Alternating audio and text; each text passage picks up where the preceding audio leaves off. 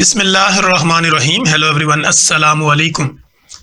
मैं हूं आपका host consultant medical specialist doctor Tanveer Arshad Chaudhry. आप देख रहे हैं programme health special on special TV. सुनते कानों देखती आंखों को डॉक्टर तनवीर अरशद चौधरी का सलाम मोहब्बत। जैसे कि हमारी तमाम ऑडियंस जानती है कि हमने हमेशा करंट इशू को टाइटल करने की कोशिश की है। आज का हमारा जो मौजू होगा इसमें हम बात करेंगे कि पेन मैनेजमेंट थ्रू फिजियोथेरापी जो है वो उसको किस तरह इंसान अपनी बॉडी के साथ, अपनी सेहत के साथ कैरी कर सकता है और किस तरह अपनी ज़िंदगी में आसानी पैदा कर सकता है। आजकल हम देख रहे हैं कि जिस तरह स्पेशलिटी बढ़ती चली जा रही हैं, इस तरह बीमारियां भी बढ़ती चली जा रही हैं। अब हमारी जो ऑडियंस होती है, हमारी जो आवाम होती है, हमें जो देखने वाले होते हैं, उनको इन चीज़ का आइडिया नहीं होता कि जब भी मेरी बॉडी के अंदर कोई ऐसे चेंजिंग आ रहे हों, सिम्टोमेटिकली उनकी बॉडी के अंदर कोई चेंज आ रहे हों, या फिजिकली वो अपने आप को फिट फील ना कर रहे हों, या उनको मसल्स के अंदर, नर्व के अंदर किसी तरह का कोई पेन आए। और इसी तरह हम देखते हैं कि हमारी जो वुमेन है, वो प्रेग्नेंट वुमेन हो या आफ्टर डिलीवरी, उनकी बॉडी के अंदर होने वाली जो पेन है, दर्द है, पट्ठों में खिंचाव है, इसी तरह बढ़ती हुई उम्र के साथ आपके जॉइंट पेन का होना, आपके मसल्स का पेन होना, मसल स्पास का होना, और इसी तरह आपके पाँव में दर्द रहना, एडियो में दर्द रहना, जो जॉइंट में मुख्तलिफ जगह पे मुख्तलिफ टाइमिंग्स के अंदर आपको दर्द फील होना, झुकाव फील होना, खिंचाव फील होना।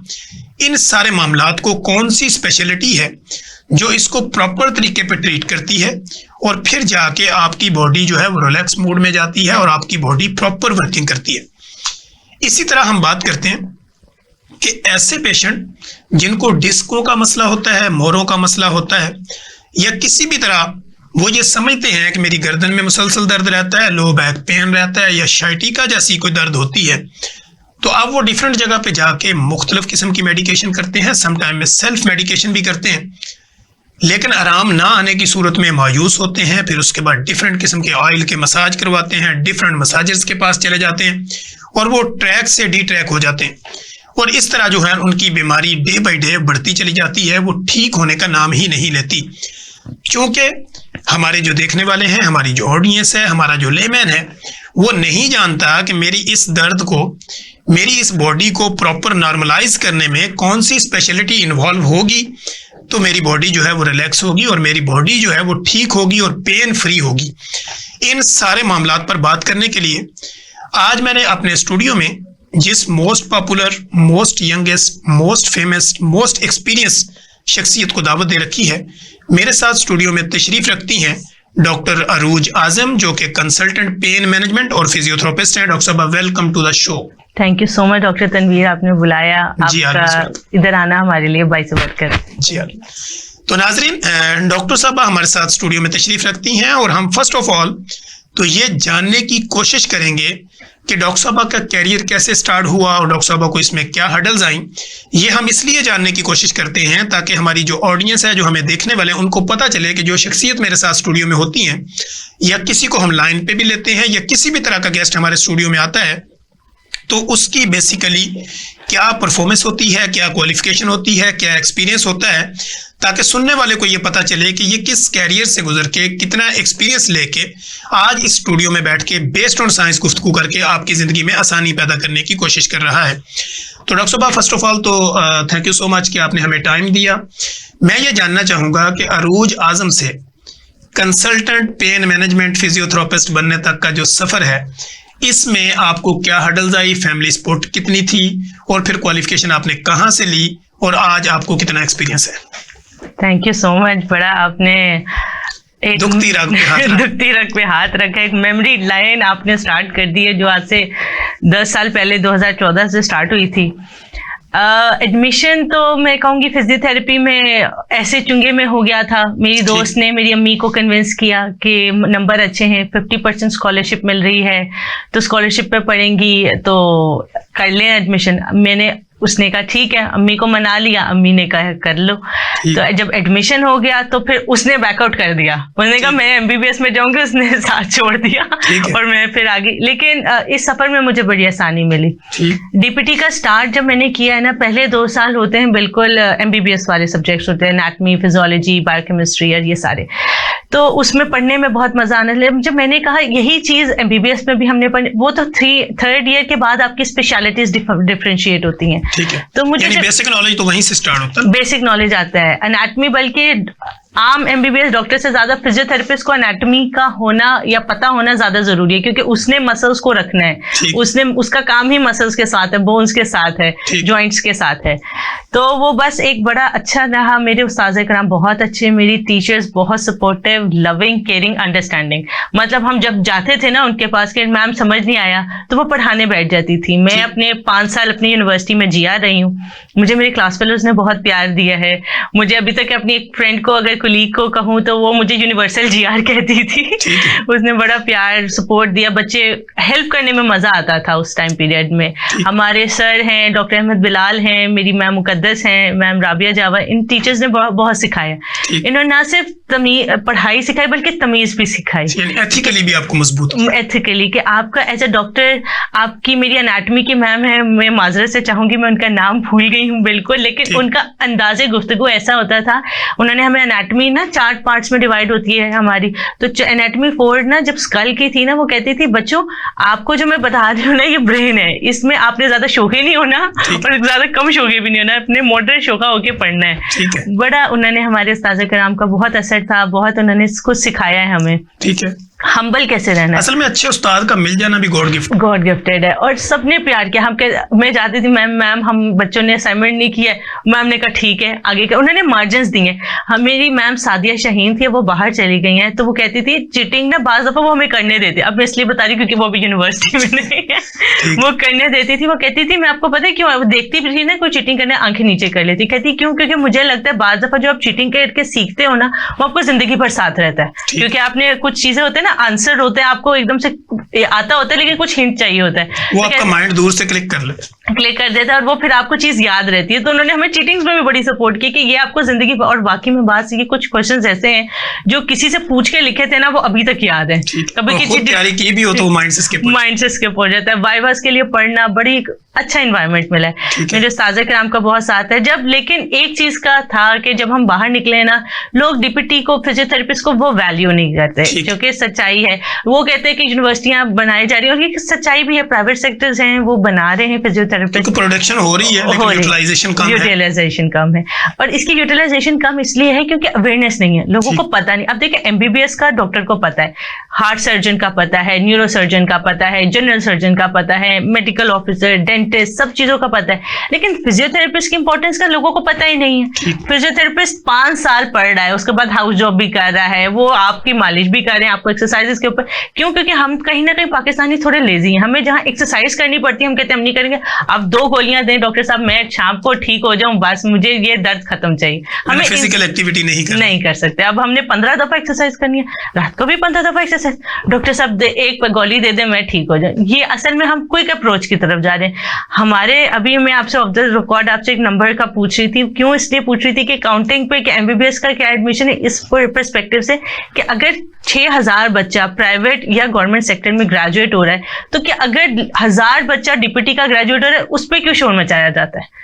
जब 6000 एमबीबीएस डॉक्टर बन रहा है, वो फख्र की बात है, हमारे मुल्क में इतने डॉक्टर। जब 1000 टोटल प्राइवेट यूनिवर्सिटीज का बना के साल का 1000 बच्चा भी नहीं ग्रेजुएट, तो हम उन 1000 फिजियोथेरेपिस्ट पे ही क्यों आवाज उठाते हैं? हालांकि हमें खुश होना चाहिए कि हम 1000 जो है वो पर ईयर ऐसी प्रोडक्शंस कर रहे हैं जो कि हेल्थ एक्सपर्टीज में महारत रखती है, और हमारे लिए वो डॉक्टर्स के ऊपर लोड भी कम करेगा। आपको जो न्यूरो सर्जन है, जो ऑर्थोपेडिक सर्जन है, उनको पता है इंपॉर्टेंस की, कुछ हम ज्यादा आप बखूबी जानते हैं, आप इतने एक्सपर्ट डॉक्टर हैं, मुझे तो कहने की ज़रूरत ही नहीं है। आप जिस तरीके से माशाल्लाह आप गवर्नमेंट सेक्टर में अपनी खदमात सर अंजाम दे रहे हैं, आपके सामने कितने मरीज आते हैं, और ज़्यादा मेडिसिन से आपके गुर्दों पे असर पड़ता है, आपके पेट के मसले भी, कितनी एंटी एसिड्स हैं जो कि आपके पेट में रिवर्सल क्रिएट करती हैं। आप भी एज अ डॉक्टर अवॉइड करते हैं कि हम हाइपोटेंसिव मेडिसिन की तरफ पेशेंट्स को ना लेकर जाएं।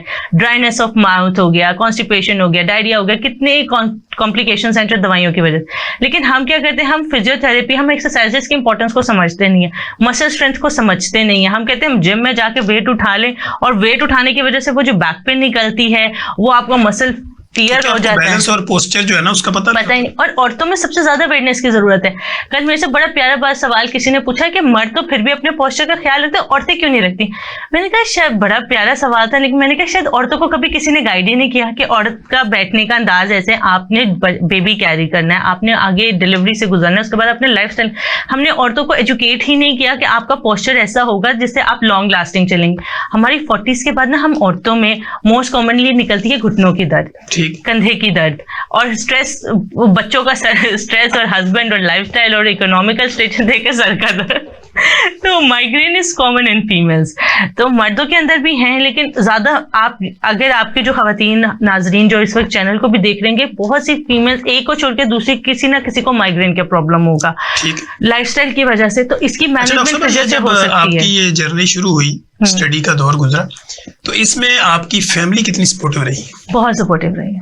मतलब मैं 7 बजे जाती थी, रात को 10 बजे आती थी, कभी 10:15 भी हो जाए। आपको पता है पेशेंट अगर 9:30 बजे आए, 40 मिनट्स का फिजियो का सेशन होता है, कभी 10:15 बन रहे, 10:30 बजे। मुझे अभी तक याद है मेरे फालिद साहब गई हूँ, आके बैठे, मैंने कहा पापा, मुझे पूरे एग्जैक्ट 10 बजे लेने आ जाते थे कि इसको ना वेट करना चाहिए। मैंने कहा पापा पेशेंट है, वो आधा घंटा बाहर खड़े रहे, मैं फिर बैठ गए हॉस्पिटल के अंदर। मेरे मामा पापा बहुत सपोर्टिव रहे, मेरी बहनें बहुत सपोर्टिव रही, मेरी बहनों ने मेरे लिए दुआएं बहुत की हैं। गिर गई सीढ़ियों पे, गिर को कहते हैं चोट लगती है दुआ कबूल होती है। मेरी बहन सीढ़ियों से गिर गई, वो सीढ़ियों से अल्लाह ताला मेरी बहन को कामयाब डॉक्टर बना दे। माशाल्लाह, बहुत प्यार किया, मेरी सबका ने बहुत साथ। उसके बाद डॉक्टर साहब जब होस्ट जॉब आपने की, तो वहाँ पे आपका क्या सिनेरियो था, किस तरह के मरीज आपने देखे? ज्यादातर मैंने देखी खवातीन जिनको बैक पेन थी और उनकी ठीक नहीं हो रही थी। क्रॉनिक बैक पेन की पेशेंट्स बहुत हैं, लो नी पेन की पेशेंट बहुत है, शोल्डर पेन बहुत हॉट टॉपिक है। लेकिन शोल्डर पेन आते हैं ज्यादातर मिड एज में, जिनको पास्ट हिस्ट्री में डायबिटीज रह चुका है, और उनकी शोल्डर पेन एक बार जिनकी छिड़ जाती है ना, उसको बहुत, क्योंकि उसमें चाहिए होती है आपको महीना 1.5 महीने की फिजियो। हम क्या करते हैं, हम एक हफ्ता, वैसे तो कोई एक हफ्ता तक जाता नहीं, अगर कोई एक हफ्ता 7 डेज का कंसिस्टेंट ले, वो क्या 7 दिन ले लिया कोई फर्क नहीं पड़ा, अब आप हमें स्टीरॉइड लगाएं, हमारे मूव कराएं, और उसके क्या होता है, उसके 2 महीने बाद कहते हैं हमने स्टीरॉइड का इंजेक्शन भी लगा लिया, मैं तो तभी भी नहीं ठीक हुआ, अब तो मैं हो ही नहीं सकता ठीक। ये मैंने बहुत एक देखा, विक्टिम माइंडसेट हमारे पेशेंट्स में बहुत आता है। तो ज्यादा पेशेंट मैंने देखे बैक एक के, और ज्यादा है नी पेन के, ये बहुत ज्यादा कॉमन है, और इसके लिहाज से अवेयरनेस की। अच्छा डॉक्टर साहब, मैं ये आपसे टॉपिक की तरफ जैसे बढ़ूंगा, तो मैं ये जानने की कोशिश करूंगा कि आजकल हम देखते हैं कि हमारे यहाँ लोगों में कंधा जाम होने की बेशुमार कंप्लेंट्स हैं। लोग आते हैं, उनको ये नहीं पता होता है कि मेरा कंधा जाम है या नहीं जाम है, वो कहते हैं मेरे शोल्डर में हल्का हल्का दर्द रहता है, ऊपर नीचे नहीं होता। लेकिन जब हम उसका बाकी प्रॉपर तरीकाकार देखते हैं कि ये कहाँ तक मूव करता है, कहाँ जाता है, फ्रंट बैक क्या है, तो कंधा जाम होने की मेन वजूहात क्या है? इसकी सबसे पहले अगर हम पैथोलॉजिकल रीजंस में जाएं, सबसे पहले आता है लाइफस्टाइल, दूसरा टाइप आता है बरसाइटिस। बरसाइटिस हमारे जो बरसाइटिस हैं, जो कुशन्स अल्लाह ताला ने रखे हैं, वो बरसात की क्या होती है, इन्फ्लेमेशन हो जाती है, उसकी वजह से भी हो सकता है। लाइफस्टाइल सबसे पहले मैंने आपको बता दिया। अब एक है, एक और तीसरी वजह आ जाती है मस्कुलर वीकनेस। एक बंदा है वो इतना एक्टिव लाइफस्टाइल ही नहीं है, मेरे मसल्स वीक है, और उसके बाद ना मैं विटामिन डी की कमी की वजह से भी होता है, कैल्शियम की कमी, डेफिशिएंसी की। अब मैं करती ही नहीं हूँ, कोई काम ही नहीं करती, घर में बस लेटी रहती हूँ। अनमेरिड के लिहाज से बात करूंगी तो बस लेटी रहती हूँ, उठती हूँ, पढ़ती हूँ, सोगी, उठती पढ़ती सोगी। ना सनलाइट का इतना एक्सपोजर है, ना इतना एक्सपोजर है, विटामिन डी का लेवल गया हुआ है कम, तो अचानक से पेन है। यंग में भी शोल्डर पेन आ रही है, बरसाइटिस की वजह से हो जाते हैं, या फिर इम्पिंजमेंट हो जाती है, या इंजरीज हो गई हैं, कोई एक्सीडेंट हुआ है, या आपका फॉल हुआ है जिसकी वजह से आपके हाथ पे चोट आई, आपने अपने आप को तो बचा लिया लेकिन आपका प्रेशर आया आपके कंधे पर, उसकी वजह से भी आपकी पेन आ सकती है। गिरते वक्त भी अगर आपके विप्लैश इंजरी हम इसको कहते हैं, कि आप गिरने लगे और आपको आ गया एक्सीडेंट, आपको स्ट्रेंथ डेवलप नहीं हुई, कोई चीज को झटका किया, दर्द निकला, पेनाडोल खाई, दर्द ठीक हो गया, लेकिन वो माइक्रो ट्रॉमा तो आ गया ना। क्या कहते हैं, पानी में भी अगर पत्थर पे भी मुसलसल पानी पड़ता रहे ना, तो दरार पे भी गड्ढा बनना शुरू हो। तो इसी तरह मसल्स के साथ भी जब हम डेली उसको माइक्रो टेयर्स दे रहे हैं, माइक्रो ट्रॉमास दे रहे हैं, लाइफस्टाइल। अच्छा, माइक्रो टेयर्स का मतलब ये है कि वो कहीं से टूट फूट का, हाँ, थोड़ा थोड़ा छोटा किया, छोटा किया, यानी जोर से किसी चीज को लगाया, हाँ, तब भी हो गया, गिरते हुए अपने आप को बचाया, तब भी हो गया। लाइफस्टाइल आ गया, विटामिन डी का ख्याल नहीं रखा, प्रोटीन डाइट हम नहीं ले रहे हैं, और फिर आपने फिजिकल एक्टिविटी के दौरान इंडोर आउटडोर जिम यूज किया, वहां पे आपको अपना प्रॉपर एंगल का नहीं पता, हाँ, या वेट का कम ज्यादा उठा लेना, उससे भी ये टीयर्स हो सकते। और ये तो मोस्ट कॉमन रीजन है। अब उनको फीमेल्स हैं, उनको पता नहीं, वो पोस्चर कोई ऐसे भी उठा रही होती है, कोई अब उनको पता नहीं है ऐसे उठाना है, ऐसे उठाना है, किस एंगल तक लेके जाना है, और अब वो कहती है यहाँ लेके दर्द शुरू हो गया, और फिर कहती है मैं कंगा नहीं कर सकती। अच्छा, कुछ लोग ये भी समझते हैं कि फिजिकल एक्टिविटी में कि जहाँ दर्द निकलता है तो वो समझते हैं कि ये मैं सही पोस्टर लगा रहा हूँ क्योंकि इसमें मुझे नहीं प्रॉपर लोड पड़ रहा है। ये थोड़ा सा इस मामले में थोड़ी सी रहनुमाई की जरूरत है। अगर वो पेन इंडिकेट कर रहा है कि आप गलत कर रहे हो, इसके ऊपर गए ना तो आपका मसल टेयर हो जाएगा। हम कहते हैं कि एक ट्रोमाज आ रहे हैं, अब वो लाइक छोटा, वो बड़ा जख्म हो जाएगा। तो ये चीज है, अगर एक पेन आ गई ना, इसका मतलब है अब मैं इससे ऊपर गया ना, बॉडी ने आपको साइन दे दिया कि इससे ऊपर ना जाए, ऊपर गए तो आपका मसला है। बाज दर्द ना सिर्फ वो निशानदेही होती है, वो दर्द ये नहीं है कि कोई मसला, वो दर्द इंडिकेशन है कि तुम्हारा कुछ गलत हो रहा है, अपने आप को ठीक कर लो। वो बॉडी, हमारी बॉडी के अंदर ना एक होम्योस्टेसिस है, अल्लाह ताला का निजाम है कि वो खुद ही अपने आप को, जैसा हमें फ्लू है, हमारा खुद ब खुद ठीक हो जाता है एक हफ्ते में। अब वो तो स्मॉग और इन सबको अलग हम चाहते हैं, वो तो अब हमारे हालात इस तरह के बन गए, लेकिन होम्योस्टेसिस हमारी बॉडी के अंदर है। तो उस होम्योस्टेसिस के पार्ट में आपकी बॉडी आपको सिग्नल्स दे रही होती है जब कुछ गलत हो रहा होता है। कुछ लोग बड़े स्मार्ट होते हैं, वो फौरन से उन सिग्नल्स को पिक कर लेते हैं, और कुछ लोग होते हैं थोड़ा सा ही है ना, जब ज्यादा होगा तब देखा जाएगा, क्योंकि हम डॉक्टर्स के पास जाने के चोर हैं। हम कहते हैं हम तभी जाएंगे जब हम बेड से नहीं उठ पा रहे हैं ना, अब चलो डॉक्टर के पास। डॉक्टर जी ऐसे बेड से नहीं उठ सकते। अच्छा डॉक्टर साहब, आप शोल्डर फ्रोजन या फिर कंधा जाम हो गया, अब इसका अगला प्रोसीजर क्या होगा? इसका अगला प्रोसीजर आता है, आपको अपने नियरेस्ट ऑर्थोपेडिक सर्जन से और अपने नियरेस्ट फिजियोथेरेपिस्ट से रब्ता करना चाहिए। क्यों? क्योंकि एक्सरसाइज से वो चीज़ें बेहतर हो सकती हैं। हम क्या करते हैं, मेरा कंधा जाम था, इतना एग्जांपल दूंगी, मैंने कहा मैंने पेनाडोल खाई, मैंने टॉर्नोफ्लेक्स खा ली, कोई भी मसल रिलैक्सेंट खाती गई, अब वो दर्द जाम वहीं पर है, बस पेन नहीं हो रही मुझे। असल में जो मुझे पेन कंधा जाम था, अब मैंने दवाई खाई, दर्द खत्म हो गया, मैंने कहा सही है, लेकिन जाम वहीं का वहीं। फिर क्या टाइम गुजरते गया वो ढीट होता गया, अगर मैं इसको लेमैन टर्म में ढीट होता गया। अब वो जब इतना हो गया ना, अब तो हाथ नहीं उठ रहा, अब दवाइयां भी खा रहे हैं, असर नहीं हो रहा। हाथ जो पहले इतना जा रहा था वो इतना भी नहीं जा रहा, कम हो गया। ROM जो है हमारी रिस्ट्रिक्ट होगी। अब चलते हैं डॉक्टर के पास, अब कहते हैं फिर और डॉक्टर ऑर्थोपेडिक के पास जाएंगे, दवाइयां दे दें। कुछ ऑर्थोपेडिक के अंदर जिनके पास अवेयरनेस है वो आपको फिजियोथेरेपिस्ट के पास जाएंगे, इन्वॉल्व करेंगे, वो रेफर कर देंगे आपको। जैसे फिजियोथेरेपिस्ट के पास रेफर करेंगे, हम कहेंगे जो इतना बड़ा हमने पत्थर है ना, आप तो जी हमारा 2 दिन में ठीक कर दो।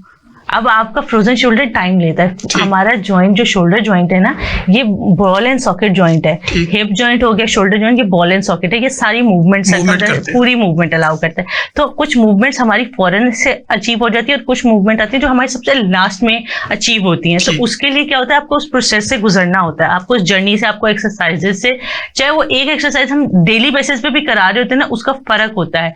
अगर किसी ने, वैसे हमारे पाकिस्तान में तो इंडियन मूवीज बैंड हो गई है, वो 36 चाइना टाउन थी, अक्षय कुमार की मूवी ना, जिसमें वो दीपिका पादुकोण के साथ, वो ना उसमें उसका बाप उससे आटा गुंदवा रहा होता है, दीपिका वो कराटे सिखाने के लिए आटा गुंदवा रहा होता है, और उसके बाद ना कहता है आटा गूंदो हाथ से, यहाँ से अपने उससे हाथ गुंदवा रहा है, फिर जा रहा जाके दरख्त से वो लेकर आओ, फल लेकर आओ। उसमें उसका बड़ा सीन है, पट्टे चकले ने उसका गाना पूरा इसके ऊपर, तो वो सारा कराता है। और उसके बाद वो एंड पे आके फ्रस्ट्रेट हो जाता है अक्षय कुमार, और कहता है कि ये क्या है, तुम्हारा बाप मुझे पागल कर रहा है, ये क्या, ये मैं यहाँ पे कुंफू सीखने आई हूँ, किससे मैं क्या कुंफू। और फिर जैसे वो उसके ऊपर ना कुछ फेंकता है, और वो ऐसे करता है, वो जो ऐसे करके जो आटा गूंदवा रहा होता है ना उससे, तो वहां से उसकी मसल पावर डेवलप होती है। उसको नहीं पता होता कि इसका मुझे फायदा क्या होगा। इसी तरह जो हमारा पेशेंट आता है उसको नहीं पता होता, जो फिजियोथेरेपिस्ट हमें एक्सरसाइजेस करा रहा है ना, इसका कंसिस्टेंसी में हमें फायदा क्या होगा। बेस बना रहा है, आप बेस से एक्सपीरियंस लेवल की तरफ जा रहे हैं। और आपकी कुछ दर्दें होती हैं जो फॉरन इंस्टेंट पेन आज रिलीफ हो जाता है, कुछ होता है टाइम लेती हैं। तो हम क्या करते हैं, हम इंसान हैं, अल्लाह ताला ने कुरान में कहा इंसान जल्दबाज है। हम कहते हैं सब कुछ जल्दी जल्दी हो जाए, 30 मिनट में पिज्जा आ रहा है ना, तो 35 मिनट्स में पेन तो चली जाए।